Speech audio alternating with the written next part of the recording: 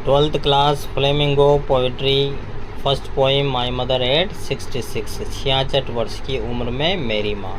इस कविता की रचना कमला दास के द्वारा की गई है।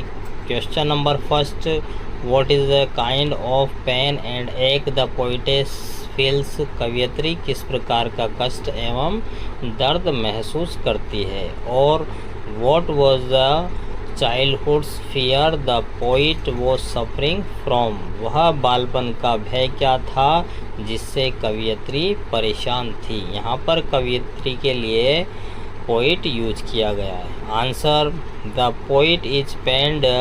कवियत्री दुखी थी, दर्द में थी। टू सी, देखकर। हर मदर्स पेल फेस, अपनी माँ के पीले चेहरे को देखकर।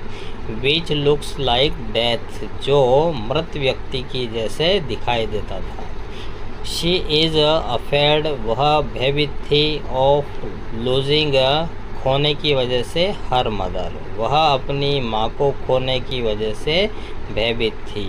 Question number second, why is the mother's face compared to a corpse. माँ के चेहरे की तुलना एक शव से क्यों की गई है।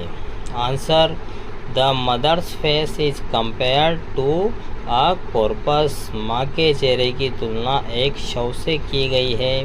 बिकॉज, क्योंकि। इट वॉज पेल, यह पीला पड़ा हुआ था। एंड कलरलेस, रंगहीन था। The face of a corpus also appears, एक शव का चेहरा भी प्रतीत होता है। पेल, पीला। एंड कलरलेस, रंगहीन। हर फेस इज एशन, उनका चेहरा राख के समान था। The face of a corpus, एक शव का चेहरा भी ऑल्सो अपीयर्स एशन, राख जैसा दिखाई देता है। Number third, why has the mother been compared to the late winter's moon. माँ की तुलना शीत ऋतु के चंद्रमा से क्यों की गई है। Answer, the late winter's moon, अंतिम सर्दी का चंद्रमा, शीत ऋतु का चंद्रमा। अपीयर्स, प्रतीत होता है। डल, नीरस। एंड कवर्ड, ढका हुआ। इट लूजेस, यह खो देता है। इट्स ब्राइटनेस, इसकी चमक को। सो द पोइटेस कंपेयर्स, इसलिए कवियत्री तुलना करती है। हर एज्ड मदर्स, अपनी वृद्ध माँ के। पेल, पीले। ऐश, राख जैसे। लाइक एंड विदर्ड, मुरझाए हुए। फेस, चेहरे की। To the late winter's moon, अंतिम सर्दी के चंद्रमा से। Number 4, what does smile signify in the poem, और what do the parting words of the poet and her smile signify। कवियत्री के विदाई के शब्द तथा उसकी मुस्कान का क्या महत्व है। आंसर, द पार्टिंग वर्ड्स, विदाई के शब्द। ऑफ द पोइट, कवियत्री के। सी यू सून, शीघ्र मिलेंगे। अम्मा, सिग्निफाई, महत्व है। हर पेन, उसका दर्द। एंड फियर, डर। ऑफ लूजिंग, खोने का। हर मदर, उसकी माँ को। शी ट्राइज, वह प्रयास करती है। To put on a brave front, वह बहादुरी को रखना चाहती है। बाई हाइडिंग, छुपाकर। हर फियर्स, अपने भय को। बिहाइंड अ स्माइल, अपनी मुस्कुराहट के पीछे। Number 5, right the theme of the poem my mother at 66। My mother at 66 कविता की विषय वस्तु लिखिए। Answer, the poem x plots, दर्शाया है। द थीम्स, विषय वस्तु को। ऑफ एजिंग, अवस्था, वृद्धावस्था को। लव, प्रेम को। एंड फियर, भय को। ऑफ लॉस, खोने के। इट रिफ्लेक्ट्स, इसमें दर्शाया गया है। ए डॉटर्स पेन, एक पुत्री का दर्द। एंड हेल्पलेसनेस, सहायताहीन। एज शी वॉच, जब वह देखती है। हर मदर ग्रो ओल्ड, अपनी माँ को और अधिक वृद्ध होते हुए। एंड फ्रेल, कमज़ोर होते हुए। शी फील्स वह महसूस करती है द पेन दर्द एंड एंग्जाइटी चिंता ऑफ हर उनके प्रति।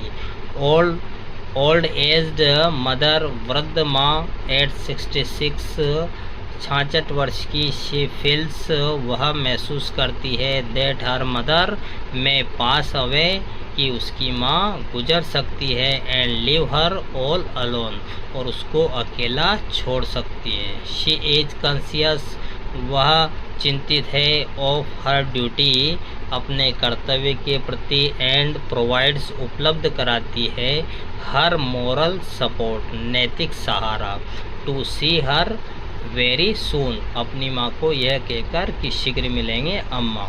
Number 6 right a short summary of my mother at 66 my mother at 66 का सारांश लिखिए। Answer my mother at 66 is a poem एक कविता है दैट एक्सप्रेसेस प्रकट करती है द पोइटेस कवियत्री का फियर भय of losing her old mother अपनी वृद्ध माँ को खोने का।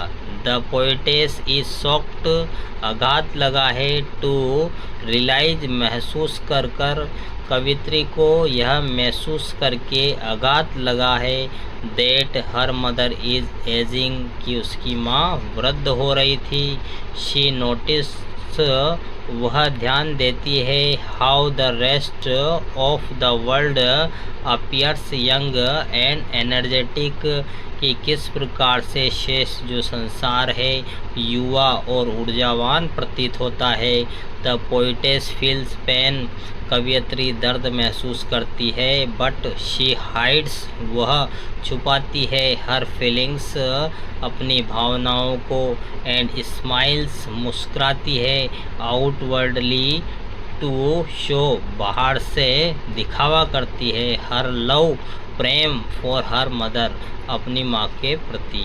वह अपनी मुस्कुराहट के साथ में अपने दर्द को छुपाती है और अपनी माँ के प्रति प्रेम को बाहर से दिखाती है।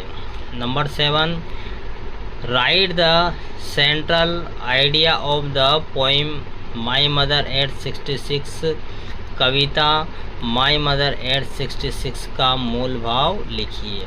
आंसर कमला दास प्रेजेंटेड कमला दास ने प्रस्तुत किया है द कॉम्प्लेक्स जटिल सबटिलिटीज़ बारीकियाँ ऑफ ह्यूमन रिलेशनशिप मानव के संबंधों के बारे में इन दिस पोइम इस कविता में। शी फील्स वह महसूस करती है द पेन दर्द एंड एंग्जाइटी चिंता of her old aged mother at 66 वह अपनी वृद्ध माँ 66 वर्ष की जो है उनके प्रति दर्द और चिंता महसूस करती है। She feels that her mother में पास अवे वह महसूस करती है कि उसकी माँ गुजर सकती है and live her all alone उसको पूरी तरह अकेला छोड़ सकती है। शी इज कॉन्शियस वह चिंतित है ऑफ हर ड्यूटी अपने कर्तव्य के प्रति एंड प्रोवाइड्स उपलब्ध कराती है हर मोरल सपोर्ट उनको नैतिक सहारा to C her very soon माँ को यह कहकर कि माँ शीघ्र मिलेंगी। Number 8 why are the young trees described as sprinting छोटे पौधों को दौड़ते हुए क्यों कहा गया और why do the trees appear sprinting वृक्ष दौड़ते हुए क्यों प्रतीत होते हैं।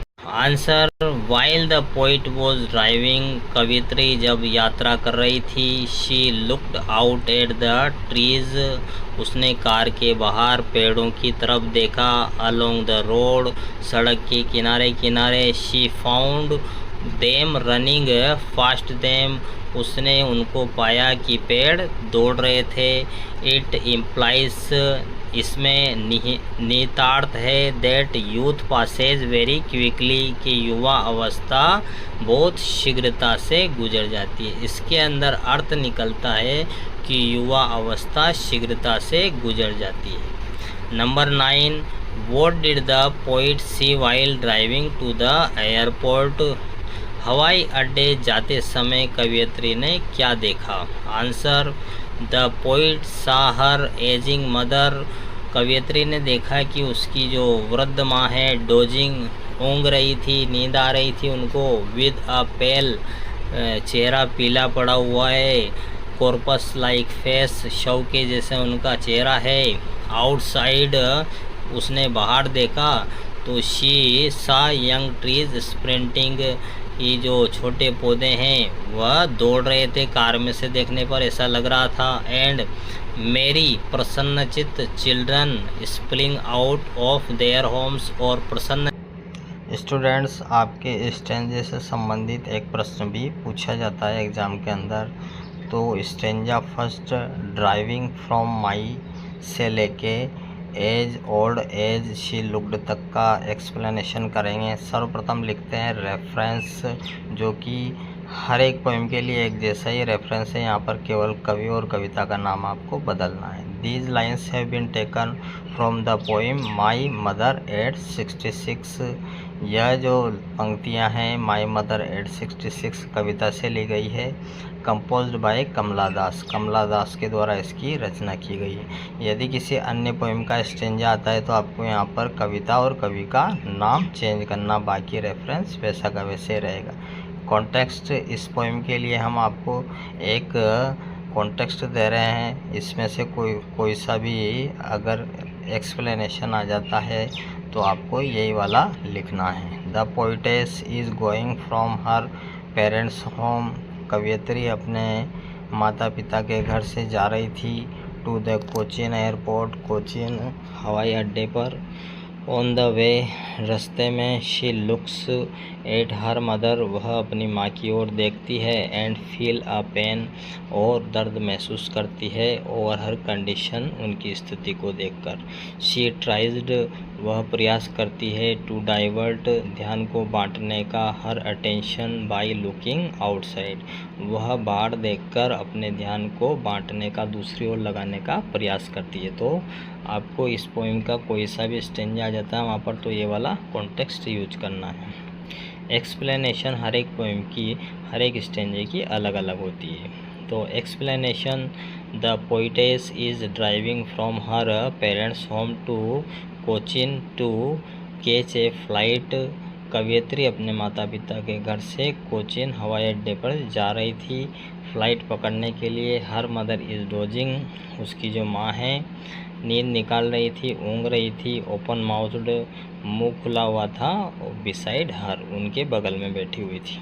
Her mother is a 66 year old, और उनकी जो माता है वह 66 वर्ष की थी।